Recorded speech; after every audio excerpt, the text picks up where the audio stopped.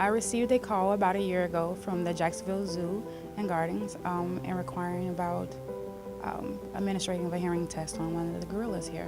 Kumbuka came to our zoo a few years ago. It wasn't too long after she came here that we picked up there was something very different about her than the other gorillas in our group. We surmised that she is deaf or severely hearing impaired, and because she doesn't respond to the other gorillas the way that she normally would, that has complicated her social relationships in the group. I was the one to call Nemours about Kumbuka and kind of start the ball rolling. It was a very weird request, so I just took Terry's information down, and then I spoke to my supervisor, and so we just passed the information on to Christine Cook. As soon as I made that decision, yes, I want to do this, there was a lot of preparation, thinking what tests could we run? Would we get the same results that we're thinking we would? You know, again, knowing that the gorilla's ear is very much the same as what a human ear is.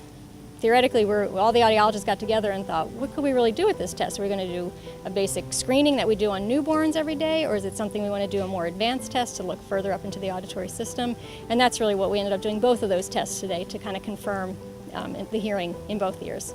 This is something I do every day with children at Nemours, and to be able to actually do it on a gorilla is a chance of a lifetime, in my opinion. I don't know that I ever get this opportunity again, and it really just took my breath away. The diagnosis is a profound hearing loss. Well, unfortunately, we can't restore the hearing to the gorilla as we do in children.